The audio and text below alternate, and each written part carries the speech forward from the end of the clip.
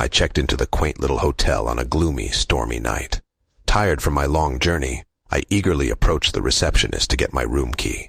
As I looked down at the slip of paper with my room number on it, a chill ran down my spine. Room 420. It was a room infamous for its dark history. Ignoring the ominous feeling that crept into my mind, I climbed the creaky stairs and arrived at the door marked 420. The hallway felt unusually cold, and the flickering lights cast eerie shadows on the walls. With a deep breath, I unlocked the door and stepped inside. The room appeared ordinary at first glance, but there was an unsettling aura that clung to the air. The heavy curtains draped across the window allowed only a sliver of the moon's light to filter through, casting peculiar patterns on the floor. I shook off the uneasiness, attributing it to exhaustion and a vivid imagination. As I settled in, I heard faint whispers and soft footsteps, as if someone was lurking just outside the room. When I opened the door, the hallway was empty, and the noises stopped abruptly. I closed the door, trying to convince myself that it was all in my head. But as the night wore on, strange occurrences escalated. Objects moved on their own, and the temperature dropped drastically. A pungent smell of decay permeated the air. I saw fleeting shadows out of the corner of my eye, and every time I turned to look, there was nothing there. Trying to rationalize the inexplicable, I attributed the disturbances to the storm outside, or the old building settling.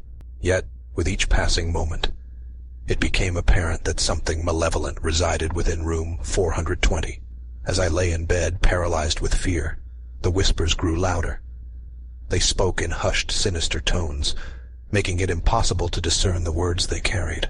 The walls seemed to close in around me, and I felt an overwhelming sense of dread, a sense that something dark and ancient was trapped within these walls. As the night reached its peak, the room transformed into a nightmarish scene. The walls bled a thick black liquid, and ghastly faces manifested in the mirrors, leering at me with empty eyes. The apparitions of past guests who had stayed in this cursed room appeared, each one more terrifying than the last. Panicked and desperate, I grabbed my belongings and rushed to the door. But to my horror, the door refused to budge. It was as if an invisible force was holding it shut. Frantic, I screamed for help, but my cries fell on deaf ears.